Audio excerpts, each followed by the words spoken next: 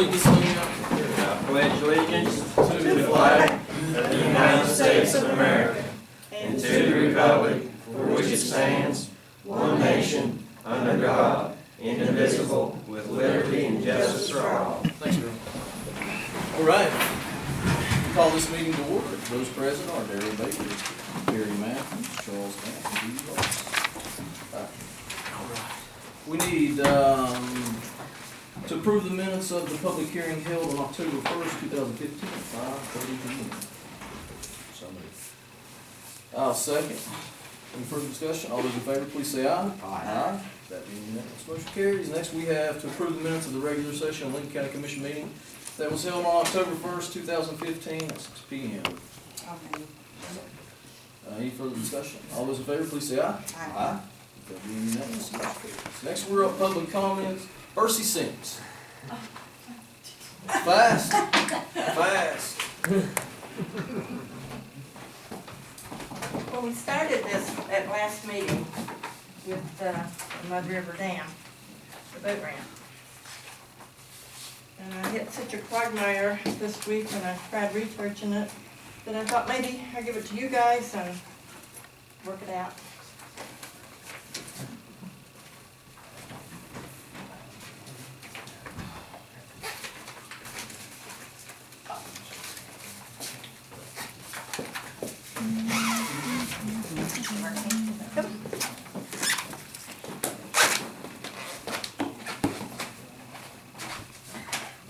You look at the very first wildlife management areas, under District 5, you see that it says 67 Upper Mud River. If you look at the map, you see that 67 is in Mingo County. If you go to the second page, Where's that at now, Percy? I was looking at that. okay, number 5, very, right near the border, right below the A in Mingo County. 63, 67. Yeah, if you see in the map at the top in District 5 that lists the projects, Uh-huh. it says 67, very last one, Upper Mud River.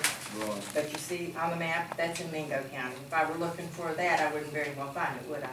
Mhm. Okay, look at the second page, it lists all the districts with the projects. There, it lists Upper Mud River as number 66. If you go back and look at 66, it shows it in Lincoln County there near the Kanawha County border.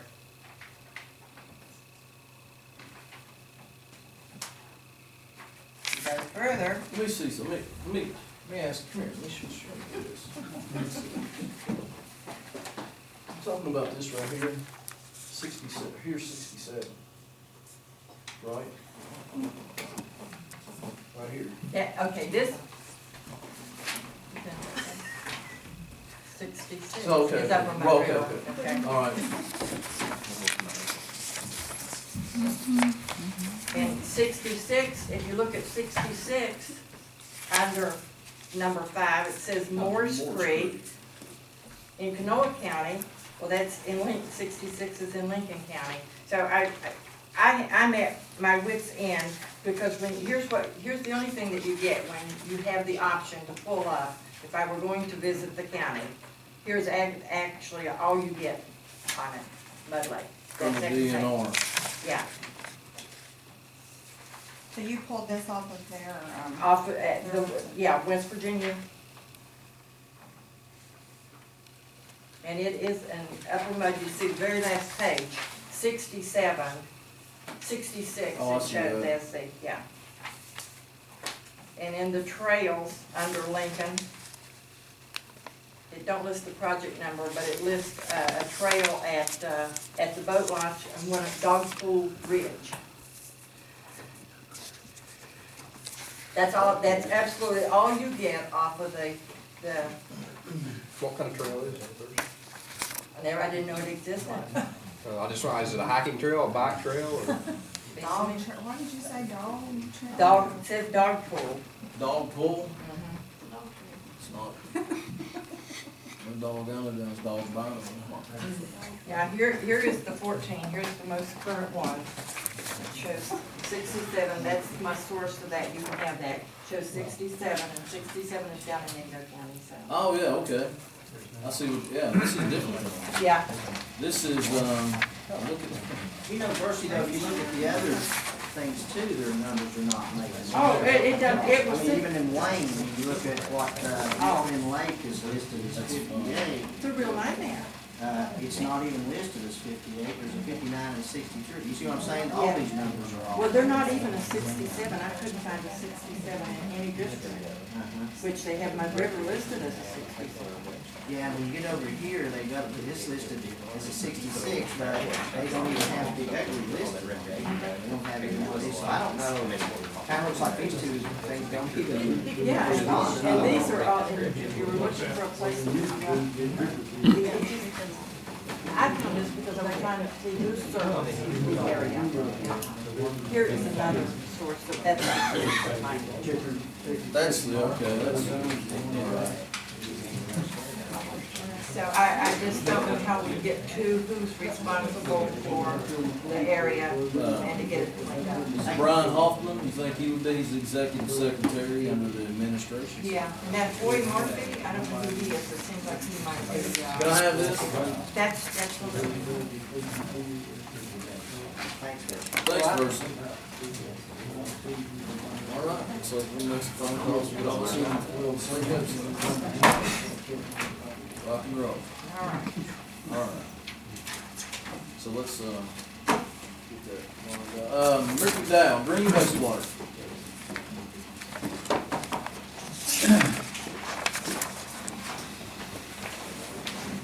Handouts this time. You know. Oh, no. They're complicated,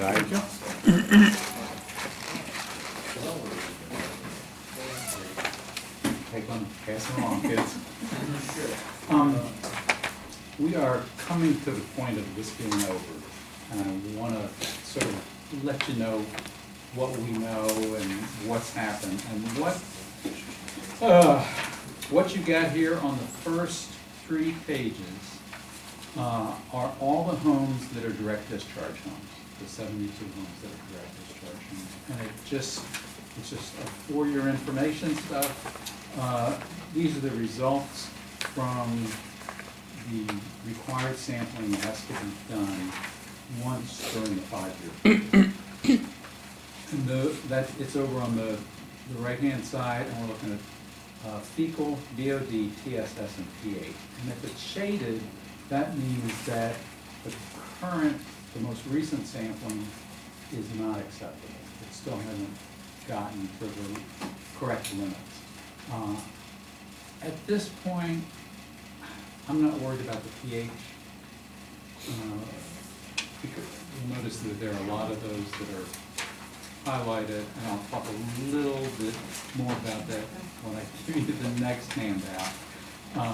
But for the most part, we're in pretty good shape with all those. And so what will happen is these homeowners' results will be sent to the DEP, and that will sort of make it okay for the homeowners to keep their permit for the next 5-year period.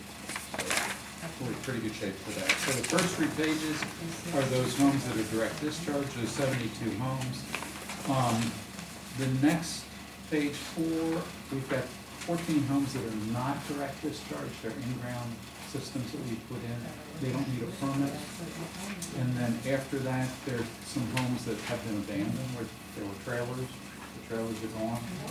And then on the last page, there are homeowners who either never bought into the project and never joined the maintenance association, or joined at one point and are now not paying their dues. So because they haven't paid their dues, the maintenance association is not taking care of them. I'm not sure what the DEP is going to do. So that's what that is. This has a total of 108 homes. We put in 117 systems. We replaced 9 systems that were originally put in with new systems after that. So that's how we get 107. So that's sort of like everything there is to know about the project. What was this project going on there? We got the the federal appropriations was in 2003. We really didn't, 2003, but we really didn't start until 2005, and we didn't put our first system in until 2006. So it's been going on a little while. Okay, this is about the pH. And I've talked to you guys about the pH issue before, and that is that we have a significant number of homes where when we've gone to measure the pH, it has not been acceptable, it's been too low. And these have been Anua homes.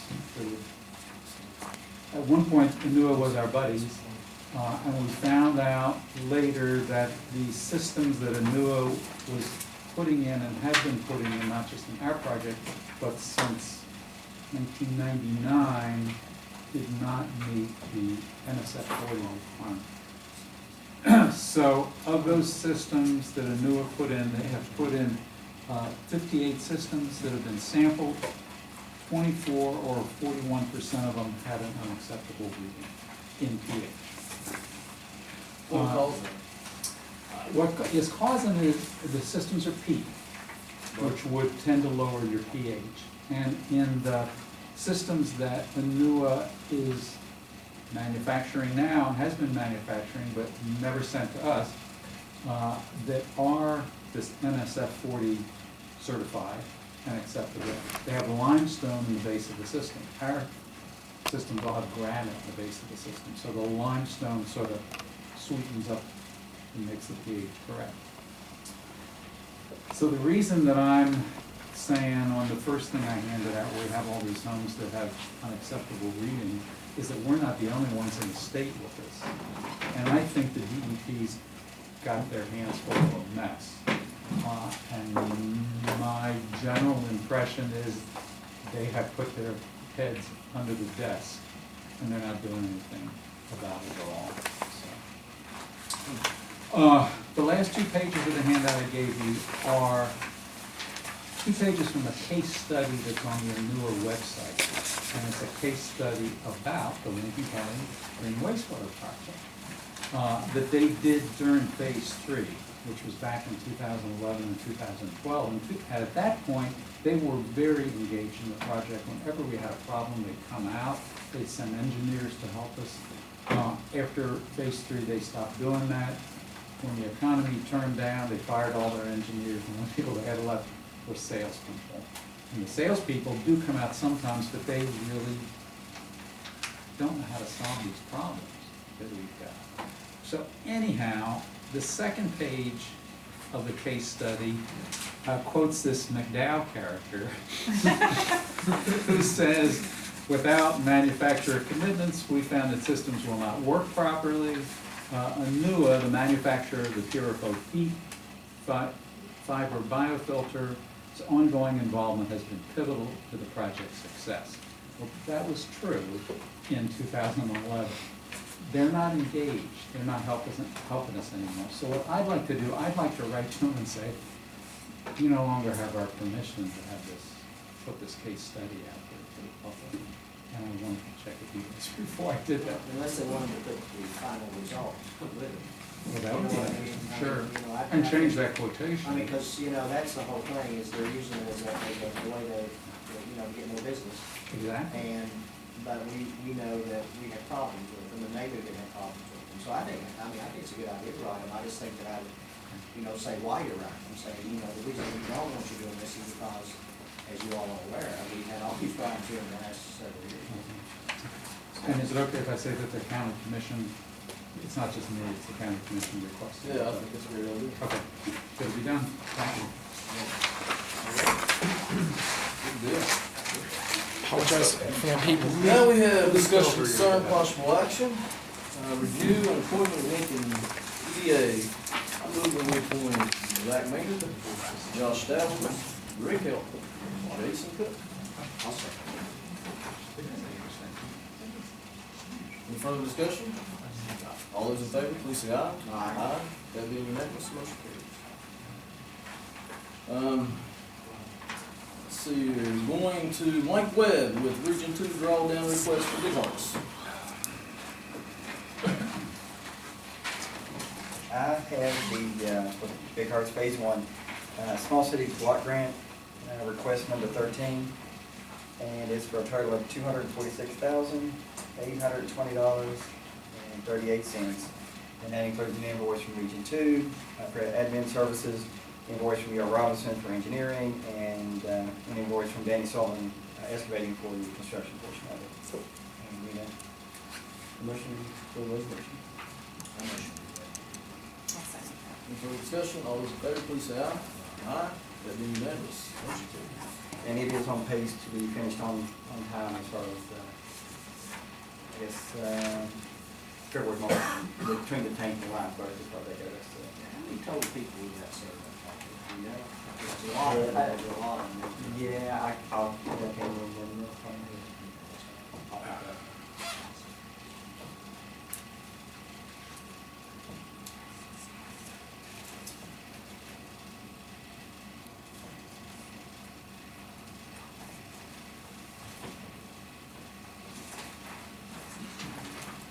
That's about when we get to it.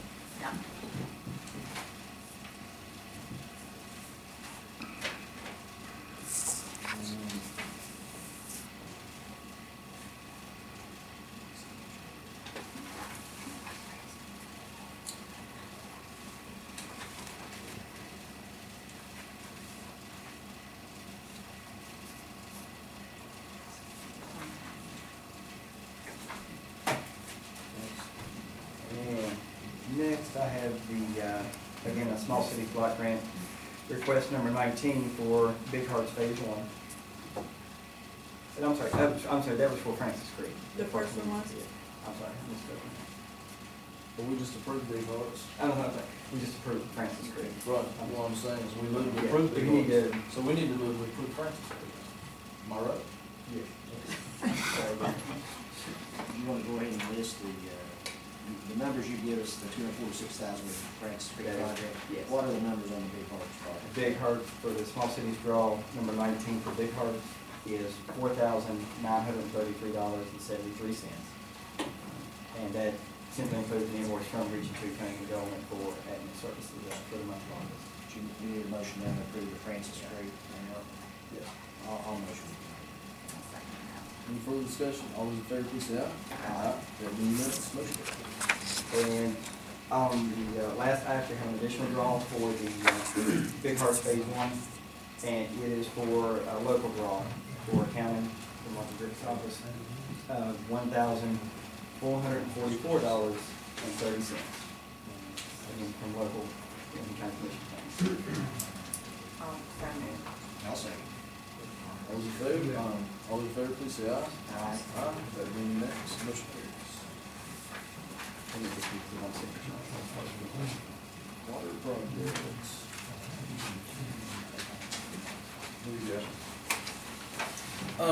Since you're here, Mike Webb, Yes. let's go ahead and discuss this. Evidently, we received a phone call yesterday, and I guess the United States Development of Housing and Urban Development for Community Development Block Grant Natural Disaster. That's HUD, and they're really, they're the ones that oversee the small city block grant funds in the other Okay. projects. They have about $1 billion left over, okay? In terms, that's what they're playing with, and they set aside, say, 100 million of that to go towards where Big Sandy, or Hurricane Sandy hit New Jersey, New York, and everything of that nature. The rest of it is being applied to competition throughout the nation, as far as that goes. Now, I think our letter basically states that the commission is responsible for deciding the projects that the county chooses to move forward with, acting within the county's overall water and sewer plans. Once funds are secured for the project, the commission reviews the projects, asks any further questions, is satisfied, passes resolutions in the form of raw requests as needed for the duration of the project. The commission is also responsible for reviewing the final performance report on any small cities block grant funded projects, and before those reports are submitted and the project closes out formally. In the past 5 years, the commission has managed over $14,988,000 of grants. So this letter that we received, which we're gonna have a special meeting to approve to send it to the governor's office, this is for extra funding. Now, this is extra funding on top of what we Yeah. have requested right now. It could, and I don't know the exact amount that could be approved per project. Say, for instance, there's 10 projects within our region that qualify for this particular grant that we're submitting for. Oh, we're not doing it, the Development Office, the state of West Virginia is the applicant in this case. They may award, if they would be the winners of this particular award, each one may be enough to cover the entire project as far as that goes. They may just throw 4 million at you and say, here you go, go do it. They may give you 800,000. There could be a variation between you guys and say a project that was in Mingo County and a project that's in Wyoming County, because it's all throughout the southern part of the state primarily. The National Disaster Recovery Competition. But anyway, they said for us, Yes. it's for Ranger Bottom and 14 Mile Creek Road water line extension replacement and the Lower Mud River water line extension replacement. Yes. And that's, you want, Sean, you want that? Yeah, I'll get off Mary's All right. tomorrow, yeah. And that's $2,320,000 for the Ranger Bottom 14 Mile. And we're requested $4 million for the Lower Mud River water line. And this is on top of what's already been requested. Yeah, well, in a sense, it could actually replace the other. It could potentially Okay. replace the other, if not go along with it. Okay. Yeah. So I just But wanted it to. is separate from the small cities block grant that was submitted previously. That's still being looked at for a January announcement if it's one of those. If this takes its place, so be it. If it doesn't, it may actually take the place of others, and they get a chance for your small cities application in January. Well, this is good news. Yeah. very Really good. Yeah. So I just wanted to make that, we And- received that and I wanted to kind of. And the state did make it through the first phase, and so they are in the second phase of competition that others dropped away from considerably, so obviously the odds are getting much better. Yep, like the odds. Thank you so much. Next we have unfinished business, and we have none. Next we have new business. Do you have anything you see in new business? If you don't have anything, I move to approve the new business. I'll second that. Any further discussion? All those in favor, please say aye. Aye. That being unanimous, motion carries. Next, open discussion, by the way, I think I've already mentioned it, but we need to have a special meeting on Wednesday next week, 10/21/15, and we have on here 8:30. Doc says he feels better with 5:15. Are you all right with that? Yes. All right, so I will be calling in at 5:15, just to let everybody know, okay? But this is to approve the NDRC grant that we just talked about. All right? Have anything? If not, I move that we adjourn until our special meeting.